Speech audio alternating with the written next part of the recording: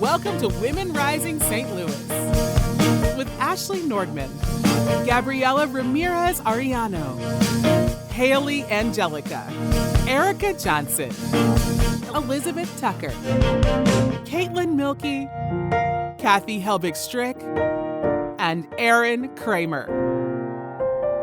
Watch us now. Welcome to Women Rising St. Louis. Let's dive into the topic of bullying today. When I was in high school, forever ago, I did competitive cheer and competitive gymnastics. So I was around a lot of females a lot of the time. And when you're on a team, you want to be friends with your teammates, right? And within our team, there was two very distinct cliques. You know, you're either part of this group or you were part of this group. There was no in between. You had to be in one of them, right? And I was in this one group. And how big of a team? The team had probably 25 girls on it. Oh, so fairly large. Yeah. Was it large. like half and half divided? Pretty equal? Yeah, pretty much, or whatever. Yes, two clicks. Okay, now it's part of the one, right? Well, long story short, I was liking this one guy because it always comes down to a boy, I feel like, in high school. But I was liking this one guy, but my friend in the group was also liking this one guy. Oh. Well, the guy chose to like me back instead of her, and we were just talking, and we didn't even start dating. We were just kind of like in the talking phase, and she started all these rumors about me within our cheer group. This wasn't even like really throughout the high school, it was just in this cheer group. So I go on a date with this guy, and I didn't know all these rumors were flying around the team as we speak, and I go on a date with him. I didn't really end up liking him that much. He was kind of a jock and kind of dumb, no offense. So the date is over. He goes back to her, and they start more rumors, and they're talking about how I won't have sex and I'm prude and all this, which was true. Which is a good rumor. Yeah, I was fine with that part, but then it was like talking about how it was just awful. And then she pretty much got all of my teammates in both the cliques to shun me.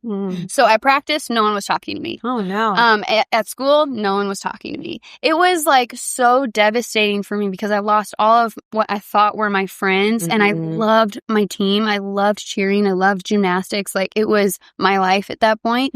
And I was talking to my mom about it. I said, Mom, just no one's talking to me. I'm going to practice. We're doing our normal thing, but no one's talking to me. Literally, I will say something to them, and they will look the other direction. Like, would not even respond to me. The coach wouldn't even tell them to like talk to me. Like, I had no help. I felt very alone, and it was just very, very devastating at that point.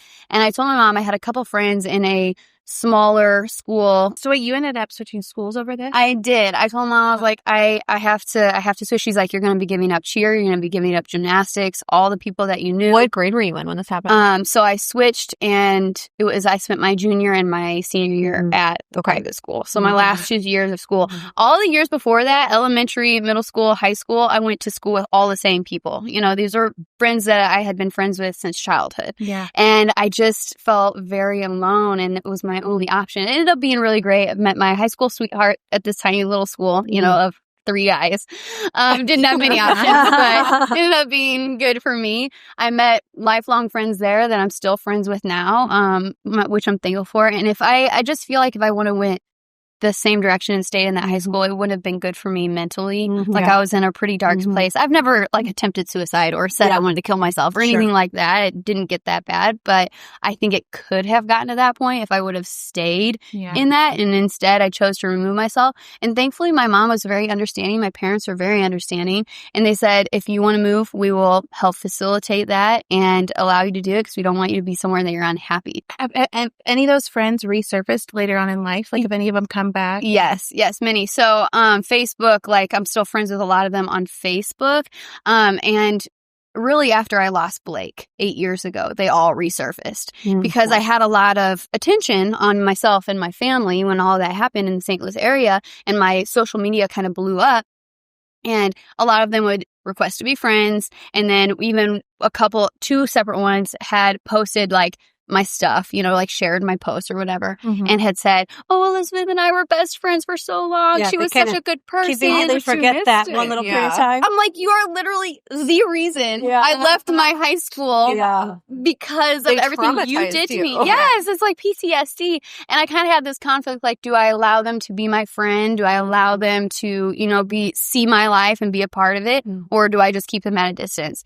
And I chose to keep them at a distance. I did not accept the friendship on any social media simply because I didn't want to open myself up to that pain again. You know, like absolutely. why? Because every time I'm going to look at your face, I'm going to see the devastation I went through in high school. So much of that is a reflection of poor parenting, though, when you stop and you think about it, because we become a product of our environment. So if we see traumatic experiences within our home, within our family life, we project that. And at some point, there had to have been a parent that knew what was happening. Oh, yeah. And so I'm sure your parents probably tried to mediate the children. The parents came to our practices. They came to our competitions. They saw how I was being treated. I hate that you said the coach wasn't even stepping in and just allowing that to happen. Because that changes the dynamic of a team. I loved my coach. She was wonderful and she was really sweet. I think that she was coming more from a place like she didn't want to create waves within the team, because whenever you're on a cheer team, like, you have to be one unit. She's setting a bad example. Yeah. To get the wave. By not shutting it down. Yeah, it didn't.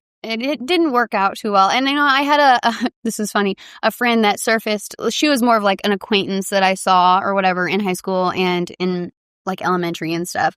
But she messaged me after everything with Blake happened again. And she said, "Honestly, I thouut you died." That's what she said. She's because I just up and left. I didn't tell even acquaintances or anything that I just didn't come back the next year. And I wasn't friends with anyone on social media. I just disappeared. She's like, "I thought you died." She's like, "I'm glad you're alive. I'm glad you're fine. And I'm really sad you left. We just thought you died." And I was like, well, I guess I left a lasting impression in that area, but I didn't die. I was just bullied and I was over it, so I ran. A lot of I have like a fight or flight instinct, and I tend to flee whenever there's like a really big conflict in my life. And I know that spills over into my relationships, but I do tend to just run.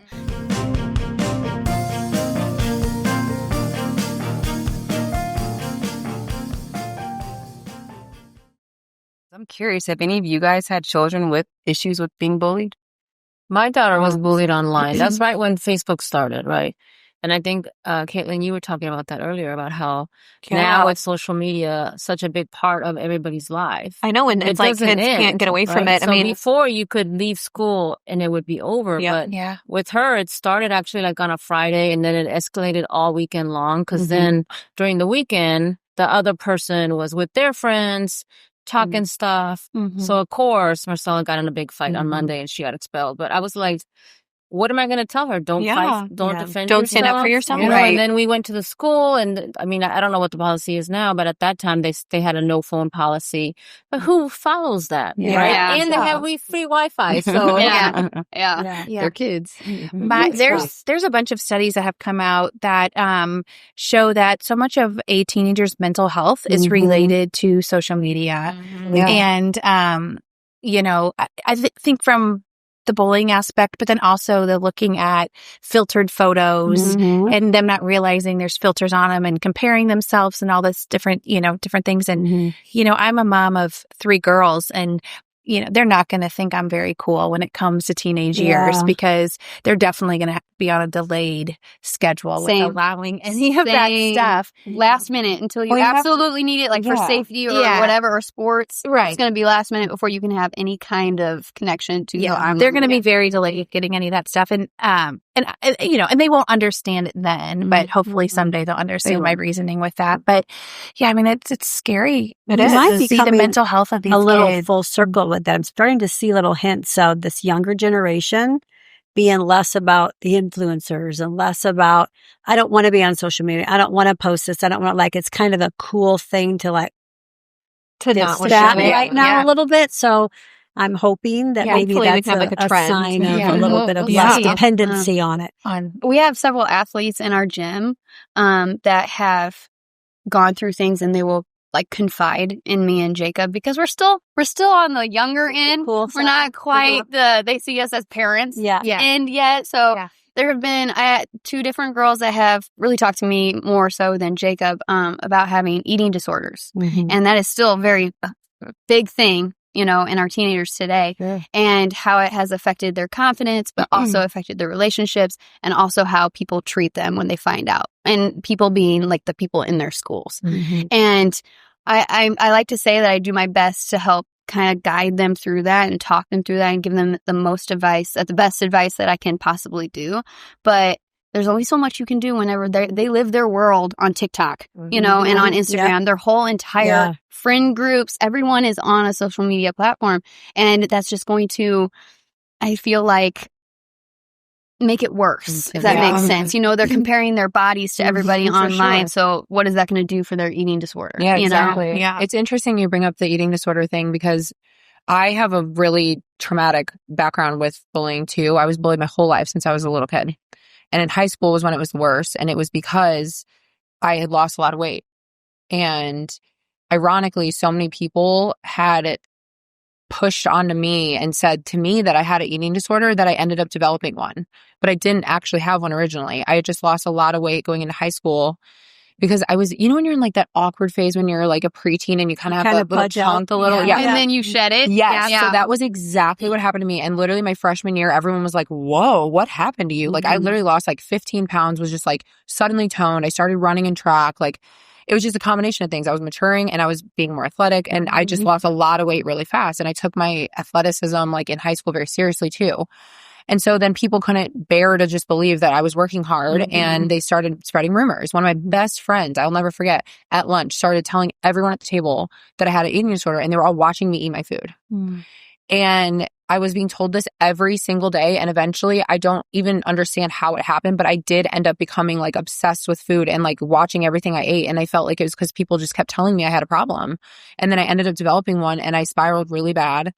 And I mean, I remember my Spanish teacher walking down the hallway and screaming at me in Spanish to go eat a cheeseburger, and like teachers like yelling at me in class or throwing like an Ensure drink at me and being like, get up and drink this. You're going to whittle away if you don't. Like, fire. You're fired. It was Are you so kidding? You're doing awful. Like I have like burned in my brain, like memories of just being so embarrassed in front of all these kids. And I was just like losing weight nonstop.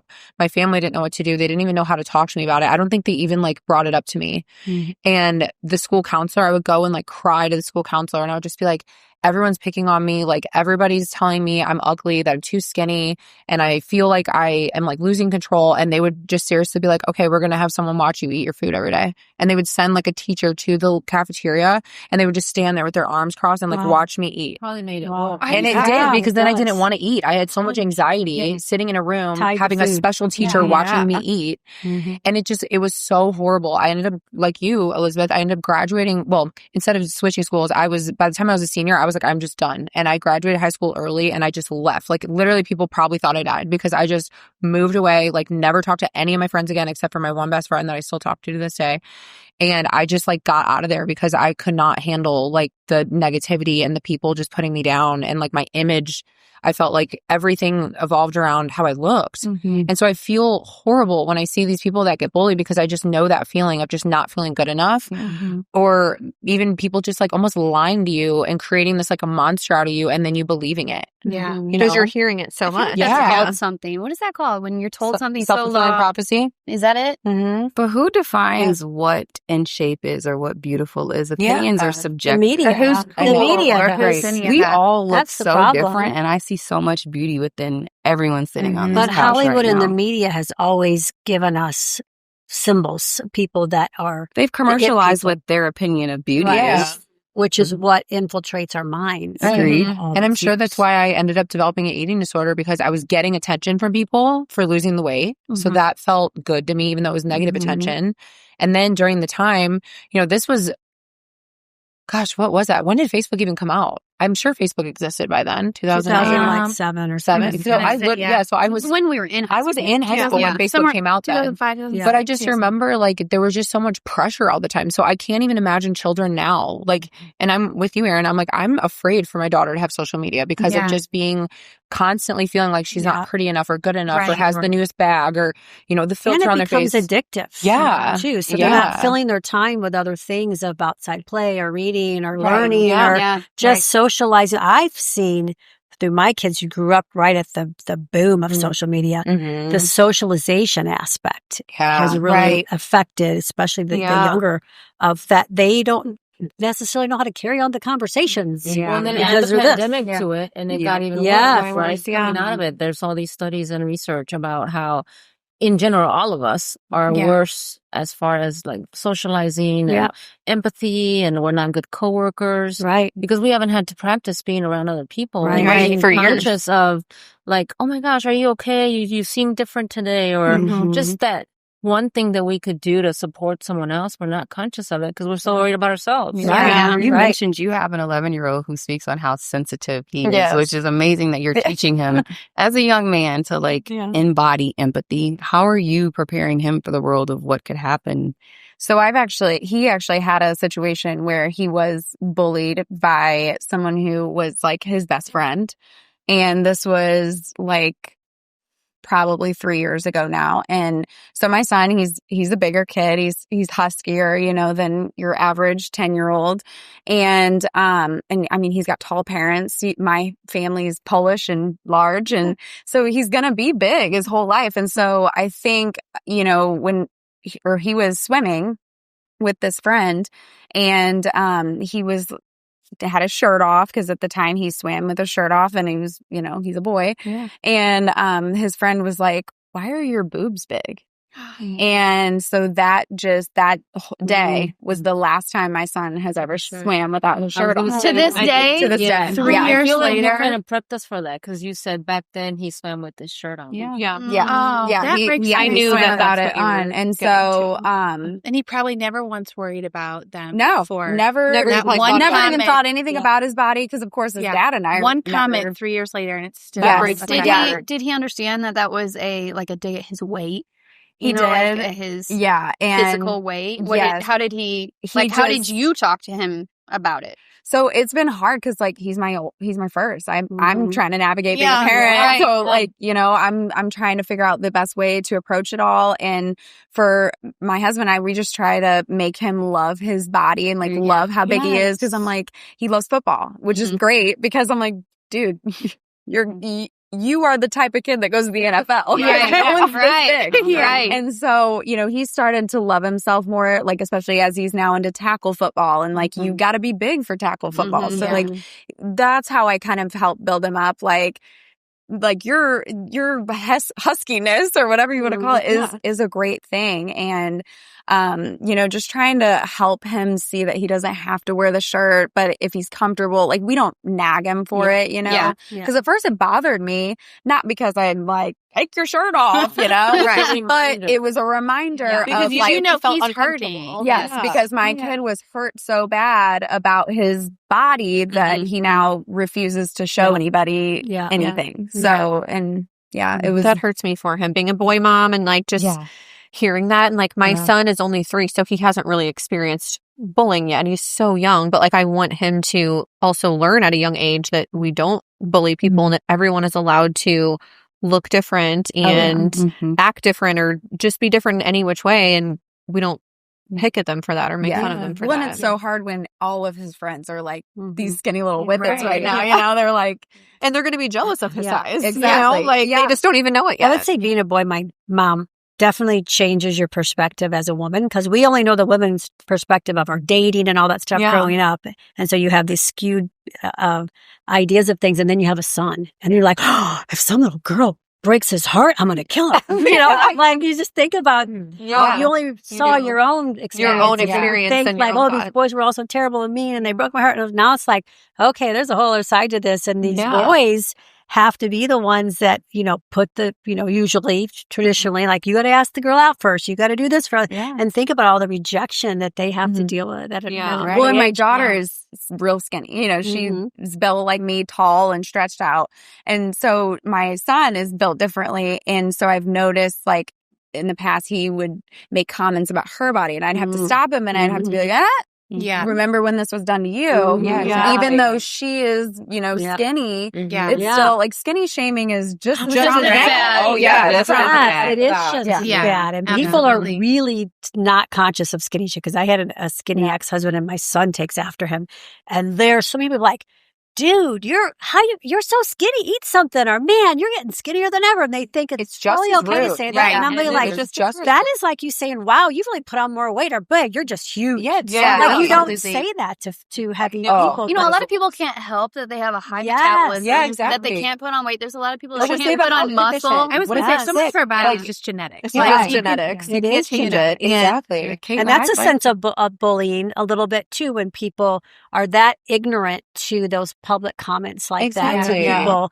And you know it's not a positive thing. So why are you going to say, dude, you need to eat a cheeseburger? Like, really, that's low-key bullying sometimes. Can we take it a layer even further? Caitlin, what are you and your ex-partner doing to prepare your son, because he is biracial, for the world? Because I do know a lot of individuals that are biracial that struggle with identity crisis because maybe they're light complected or they're darker or their hair texture. So what are you doing to equip him? Such a good question. I mean, my son now, I don't know if he necessarily fully understands it yet, but we talk about it. And like, he'll say to me, Mom, it's so cute to see how his brain works. He'll tell me, Mommy, my daddy's brown and my mommy's pink. He says it's pink. And but I think my skin is like a little bit of red tone. So I'm like, okay. And so he always tells me he's pink, but he says that he is white because he is very fair skin, even though he's biracial. And so we have talked about how Mommy, Daddy, and Kane all have different color skin. And in his brain, he understands that. And we talk about how at school, there's many kids in his class that are African American, white, just different ethnicities. And so he fully understands that we all do look different. Now, trying to understand how I'll be able to prepare him as he gets older for kids that potentially will bully him for being different it's new to me. You know, this is my first time being a mom, and he's young. And so it is extremely important to me that I make sure that not only he knows not to bully, but how he will feel if he is bullied. Taking it deeper, another level is preparing him for who he really is, because although he has your side, he also has the African American descent, and so he needs to truly understand like where he comes from. That way, he is truly prepared. Because I think that all too often, like I had a friend who went through this, and she would try to ask me for advice on how do I prepare my daughter, and I'm like, she has to know where she comes from. Okay, that's such good advice. And my best friend, she's African American, and so I love that you're actually kind of like putting that thought in my brain, because she's someone that would be like amazing for me to talk to. That's a great example. And ask her like, hey, what are things that I can do so that Kane does know who he is? Like his culture, right? Is that the right way to say it? Going off of that, did you, whenever you were with his father, were you bullied for being with someone of another race? So, because it does happen. Yeah, it can happen. I was not. That's good. Not at that time, but in high school, my high school boyfriend that I was with for like all 4 years of high school, I've had that too. He was African American. And I do think that then girls would make comments. And to me, like, love is love, and I'm going to love whoever I love. And, you know, I had to just always like know who I am and know that this is my person and I'm going to be with whoever I want. And if you judge me for that, that's there's something wrong with you. Saying something about you. And so, I mean, even now, my boyfriend I'm with now is Mexican, and he's had to kind of like teach his daughter things about how like you are this ethnicity and that's totally fine. And you're allowed to be who you are. And to me, it's just such a shame that truly kids and even adults bully people just on how they look, their skin, where they're from. Can I just say something? I think it's beautiful when people embrace their culture and where they come from. I feel like it's a lost thing that is starting to kind of come back. Like my boyfriend's Polish, and he's very big on teaching his family Polish and like Polak. Polak. I don't know. Yeah, I should know this. I don't know. I actually don't know what it's called. But and then there's like Polish holidays, like Christmas Eve. What's that called? It's Christmas Eve called. I really don't know. We do not practice it. I just know that I am. Wigilia. So Wigilia is Christmas Eve, and like there's a Polish market he like takes me to. Like he's really trying to like teach his daughter. Well, and it's like be proud of his culture. And he's so proud of who he is, and he wants his daughter to understand where she comes from. And I think it's beautiful seeing that. And I like love that you want to teach Kane like about his culture. I want to circle back to when the two of you were talking. I think that what you said is so important. Like, be proud of know your culture, know it. But don't you think the education of teaching him young is going to instill that confidence in him? Yeah. Because like from a very young age, if he like knows who he is and he feels a sense of like pride with it, it's going to make him a little bit more confident as he grows. Agree. And feel good to like answer those questions. And if he gets bullied, he'll be more confident on how to respond. I know. Right. Hopefully our culture is growing. I mean, correct me if I'm wrong, but I see a change in the generational from my kids' early firstborn versus the last one, that they're becoming more colorblind. Yeah. So I know it's probably not fast enough for what you guys have experienced with some of the biases, but I do feel like as an outsider of some of those biases in my own experience, feel like we've grown some, and hopefully we'll continue to grow. I would say I would disagree with that. Yeah. Okay. We With haven't color. grown. Yeah. I think that there's a lot of racism still. I'm not saying it's gone. I would disagree. I'm not saying it's gone. And then back to Cain, I mean, it's a double-edged sword, right? I have biracial kids too. So you want to instill their culture, but you don't also want to taint the history of the culture that is associated with that. But how do you embrace them or embolden them to have the confidence to accept who they are? Yeah. What do you mean by tainted? Yeah, I'm wondering that too. Well, because I mean, when my kids were growing up, we always had to have a conversation. I mean, Black Lives Matter, right? Yeah. So my child could not wear a hoodie for still. They couldn't drive the nice cars because when they were outside the house, people would call the police. Yep.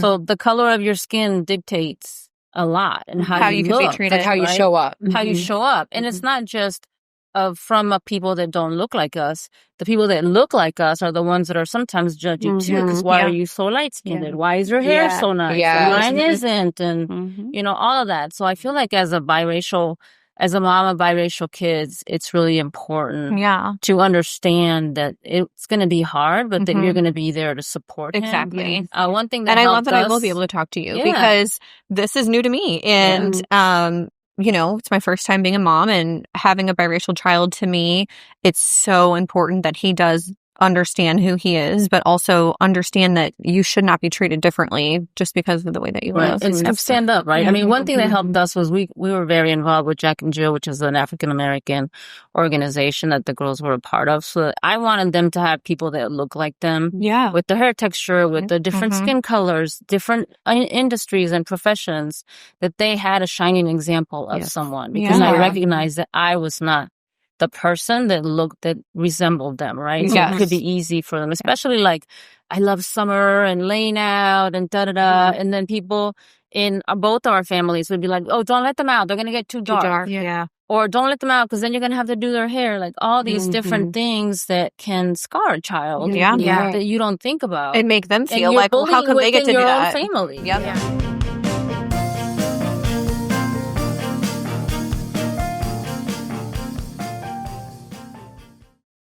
I love that you touched on having to have those conversations about driving specific cars and wearing hoodies, because growing up, I don't know if any of you guys had to deal with that, but those were conversations that we had as a family. My parents would sit down and say, if you're pulled over, you call me immediately, or you call the attorney, or you keep your hands on the wheel. Why? Do I like have to deal with that? It's like an extended version of bullying. Well, that's exactly what I was going to say. Another level. It's like racism. It's racism, and police brutality is a form of racism, because essentially they are stripping us of our normal rights and abusing a power. And I do not want to overextend. I would really just love to get your take on it, having, you know, I think your father and then your ex-husband. Were these conversations had in your household? And did you experience any police brutality that you had to deal with or maybe contest? Okay, so obviously I'm very white. Yeah. I'm a white female. Pro police. Yes, very pro police.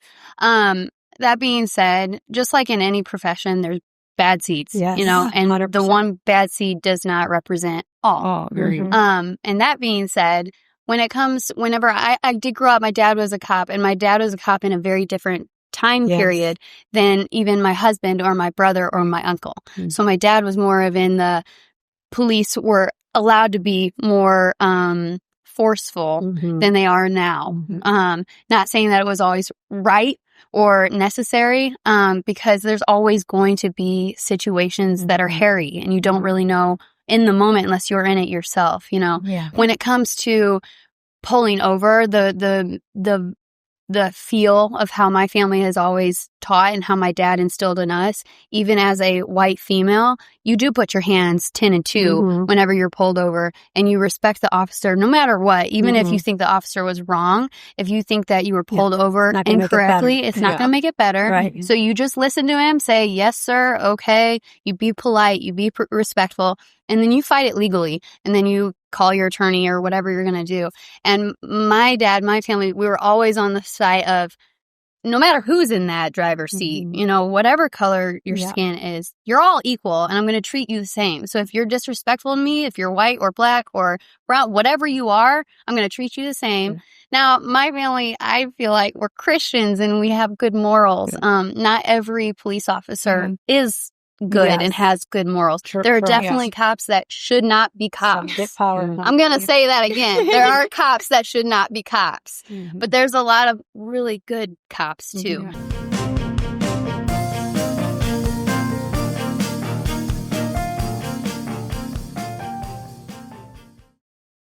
Bullying happens because of a lack of understanding. Yeah. Because, like you said, that's fair. Like people don't understand what it can be like being a cop and the prejudice that you're the education, you know, and then people don't understand what it is to grow up with prejudice on color both sides because we have our own perception. Yeah, you can't walk in shoes that you're not in, and so understanding is the key. If we don't communication, you get to have a good conversation without screaming at each other. Or saying you're wrong. Each other out. How many times have you had an argument with somebody? I agree. Going into it, you knew you were 100% right, and then coming out of it, you're like, maybe. We have to educate ourselves, and that's why I was emphasizing educating. To have these open communications so that we can understand each other more, because that's the root of the problem. Is that.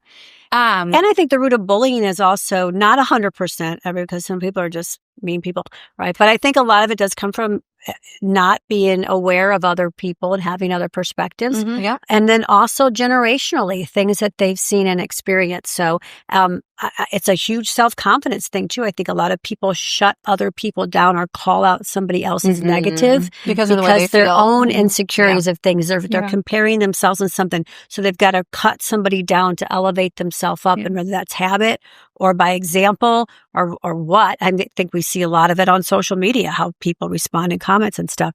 I just think it's a self-reflection when somebody's it's like hurt people is what I think one of us mentioned earlier, and it's so true. So it's bullying. And misery loves company. Exactly. If you're miserable, then you're just going to throw misery out in the world to people to bring misery to them. I've never woken up and just been like, I'm going to go leave mean comments on social media to somebody. Like, that doesn't make me feel good. You know what I mean? So social media bullies are the lowest bullies. They are the worst. All I'm going to say, because you don't have the balls. I'm sorry to stand up. You're just my face. But you wouldn't say it's your. They wouldn't. No, they wouldn't. That's why you're like, you're pretty low. You're just going to take those jabs. Even anonymous, right? They're not even posting exactly, and they're just at home hiding behind a screen, just like literally spreading hate. Well, a lot of times they're not even doing, like, you know, what's the quote where it's like, you never hear someone giving you shade when they're doing, if they're doing more than you or whatever. It's like, that's true. They're doing nothing. They're sitting at their house on their phone. In their mom's Have you guys ever seen those like funny memes? And I mean, I use the word funny loosely, but it's like,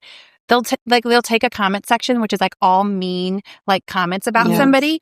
But then they do it like to somebody in real life. It's like no one would ever say that. You would never be like, funny. "What is terrible on you? Hate that color on you," and just like you wouldn't do that. But because someone feels behind a keyboard, all of a sudden it gives them this like sense. False self-confidence. I don't get the gratification that comes from that. Like, did that make you look really big today? I feel good about myself. Is that like what? Yeah, it's projection. Yeah, they don't feel good. No, right? It's 100% that. Yeah. Well, and I think, I mean, we keep talking about this, but social media has amplified that, right? It's given people a place to hide from it and to get worse. Yeah. Well, and it also puts them in like a place of control. Like when people are bullying, like they feel like they're in control of them because they can control the narrative. They can kind of tell you what to do. They can talk down. They're the bigger person. Like they're big. Like they feel really big. But who in real life is going to really try to control you like that? They're not going to. So they're going to do it behind a keyboard. Yeah. Right there.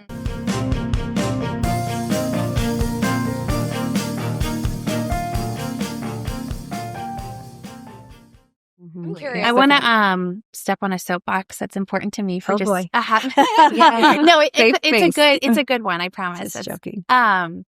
But my oldest daughter had severe disabilities. So she was in a wheelchair, she had a feeding tube, she was blind, she was nonverbal. I mean, the list goes on. So obviously when she was out in public, it was very noticeable that she was different from peers her age. And thankfully I never witnessed her being bullied, but we were always she was always in our bubble. Like she didn't go to school. We kept her home full time because her, medical status was just too much for those type of situations. But I think bullying could happen so much less, going back to that word of understanding, if people understood, because understanding creates empathy. And empathy creates compassion. And it's a trickle-down effect. So we would be at a park and kids would come up to her in her wheelchair and they would start asking questions, or they would be looking at her. And so many times parents would be like, "Oh, honey, don't ask questions." Yeah. Oh, no, don't stare. And I was the opposite. I was like, "No, please." Like, let us inform you. Yeah. Because it's just general curiosity as children. And somebody is different and you're not around something like that, of course they're going to look. It was pure innocence. Their questions were coming from a place of like, that's different. Yeah. I don't really I have to admit, know I'd that. probably be that parent that'd be like, Don't. back here. Yeah. Right No, here. I Just am. because I So wouldn't do you want to think like. everybody's like, do you think everyone that has a child like that, do you think they all feel that way? Or because I want to know. I mean, I hate to make a blanket statement and be like, everyone is welcoming to that questions and that, but we always were and also I loved kids wanting to come up and interact with her because it allowed her to feel part of it. Yeah. Because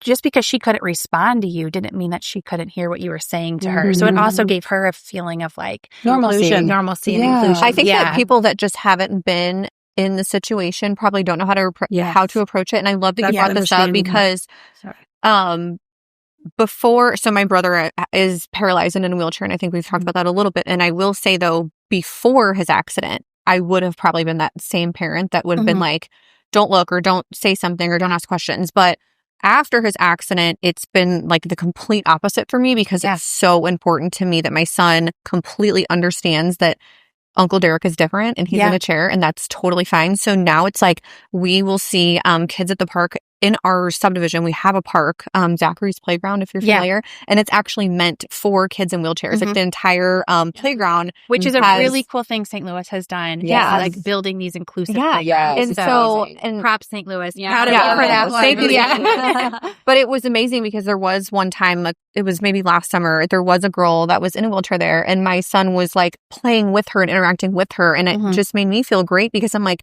you're not afraid to go do that now because we've talked about it. And so I do think it's good that, you're open about it too. And that same mom was the same way. And teaching our kids that now so that if they're not around it and then they go to school and there might be a child that is disabled, that they're not like staring or thinking like, why is that kid this way? They have an understanding that everyone's just different. And I also think it will create less fear for children because like if that's something completely unknown to you, it's fearful for you. It's like, I'm not really sure how to interact. I even experienced that as an adult because I wasn't around anybody that was in wheelchairs or any of that kind of stuff.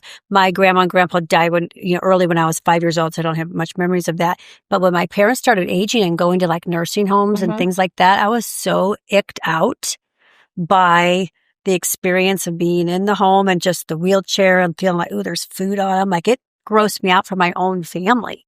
And that was because I had no exposure to any of that stuff before. So another thing that I also did that I was hoping would help is my son's preschool is inside of a nursing home. And I did that on purpose because every single week they call them the grand friends. He gets to go play with them. That's fun. What a cool idea. And it helps the older people too. And it helps them. And he absolutely loves it. And they get to eat lunch with them certain days. They play like beanbag toss. That's so cute. This is genius. It's amazing. In his school, it's literally like I go inside of the, it's Delmar Gardens in O'Fallon. Okay. And so I go into the nursing home to get to his school every day. And like, they do so many activities with the grand friends. And I love that because I'm like, I just really want him to understand that like everyone is different and there are going to be children that aren't going to be able to love that. Creating an environment of acceptance like that. Like I just feel like this is going to help everyone. You know? The more we can expose kids at a young age, the more we can have these open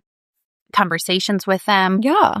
I think they go hand in hand. The more understanding that my son has, the less bullying that my son would potentially, hopefully never be a part of because he will be so understanding that everybody around me can be different and that's okay. Yeah. I wonder when is like a good time to start like exposing your kids to those kinds of things, you know, like my daughter's 3 and she visually, I don't know if you've ever noticed Caitlin because we've hung out with our kids together before, but my daughter, she had surgery when she was 3 months old. So her eye wouldn't open. And they were feared that she would be blind. So we had to have basically like an eye lift done. So her eyelid, it doesn't look the same. And so when she makes faces and stuff, like her eyelid literally comes off her eye and it like opens really high sometimes and there's like a gap. And I always just get so scared for her because I think she's perfect and beautiful, obviously. Like I don't even notice it really. But I just get so afraid that when she's a little older that kids are going to be like, wow, you look different, you know? And I'm like, I don't know. Like, should I start now? Talking to her about it now and just letting her embrace it? I mean, obviously, I'm going to as early as possible. As early as possible, because then when kids do ask her about it, she's got that confidence to be like, she can explain it. When you know, God made me with my eyelid a little bit like this, and the doctor fixed it for me. And then it's just like a simple. And she's not blind. I mean, it was a blessing. Like she could have been blind. That I could have been born blind, but God saved me with the right surgeons that put me in place to be able to correct my eyes. I just feel like we have to give kids the words to use. Okay. I mean, even not just kids, in general, right? Like, I remember role playing with adults the girls all the time, especially around difficult situations. Like the right language to say. Like, how do you say, how do you not internalize what they said and get hurt and then react negatively, right? But if you don't have those words, that's true. Or like, we would role play. So like exactly what you said. I mean, but that's not something that's going to come natural when someone asks you if you're caught off guard. So how do we give them the words so that when something comes up, even with the phone thing, right? My brother, I don't think his kids could have a phone until they were 16. And my child was like 8 or 10 because she was going away to space camp. So I felt like I had to get her a phone, but nowadays it's so different. But even with that, I mean, I wonder if kids are being bullied or at least treated differently because they don't have phones. I'm sure. Right? I'm sure that's also like an opportunity to role play about, well, I just don't, right? Instead of having, I don't know, I'm hypothetical saying, well, my mom won't let me, or she's so mean, or, you know, whatever. Like, how do we give them the tools to have like they a correct understand, well, I don't have a phone because I don't need it. That is great advice. And a lot of times if kids just answer something matter of fact, it almost like stops. Shuts it down. Yeah, it does. It does shut it down. It does. And that can prevent the bullying. Because it's like they said something matter of fact. They said it confidently. And it's just like. Because otherwise they might be like, oh, do you not have money for a phone or just something so mean and nasty. And then that kid is left feeling worse about the situation and probably doesn't know how to handle it or what to say. It would almost make the bully feel kind of dumb for like even saying anything because they're like, I just don't have one. I just don't. I think there's no rule book on parenting, but like I commend each of you and all of the parents that are like trying to navigate through parenthood the best that you can, and the ones that are actually taking like the core fundamental values and instilling them in their children to actually be like decent human beings. So I think that's what it's all about. We still do. We don't have all that. Our bar is our own experiences. You know, and that could be really whack. Right. You just don't know. So it's tough being a parent and trying I want to circle back on something positive before we end. When my she's now 7. My daughter was in preschool. Her best friend was a little black girl who had the most beautiful ringlet curls. Okay. And my daughter would always come home and she's like, I want my hair to look like hers. I want my hair to look, how do I get my hair to look like her? I'm like, oh, sweet girl. Love it. We can't. And so I would, I would braid her hair at night to get it crimpy, to get it as close to look like her as possible. And, but she was like, it still doesn't look like, I'm like, I know. That's called genetics. It's called genetics. She has beautiful ones and ours are different. Okay. And so your hair is not going to look like it's beautiful in a different way. But I think kids are pure at heart. They are. They're innocent. They're innocent and they're pure. and let them ask questions. We just need to answer them for them. But bullying is being taught to kids. Kids are not mean. Yeah. That's why I think the change has been so slow. You say you don't notice the change in growth. I've noticed it within my people, who I'm surrounded with, but it's so generationally.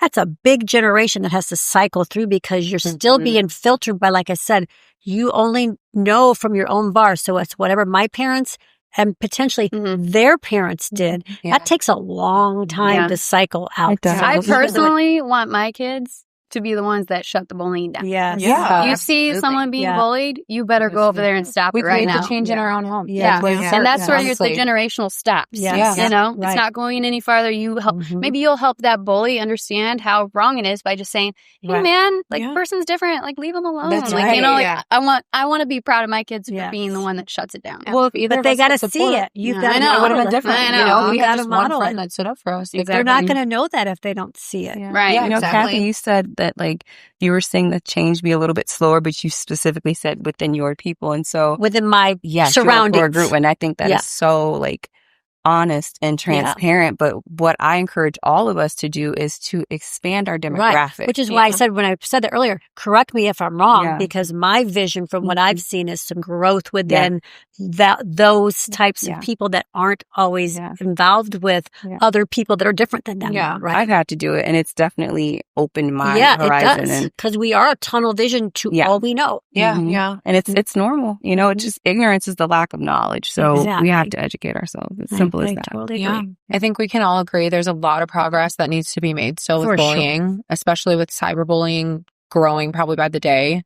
I don't think it's going anywhere, but I think the best place to start is here with us talking about it, addressing it, talking knowing about how to handle it, ways to work through it, and then passing it on to the next generation and teaching our kids or our cousins or our nieces and nephews or just anybody younger than us, how to show up. Because the support aspect will change everything. And not diminishing it. That's just growing up, or that's just, it's not a just. Yeah, it's serious. One little word, like you said with your son, can change somebody's path. Yeah. Well, and it doesn't 3 years stop later. in high school or in middle school. No. It keeps going. Forever, probably. Yeah.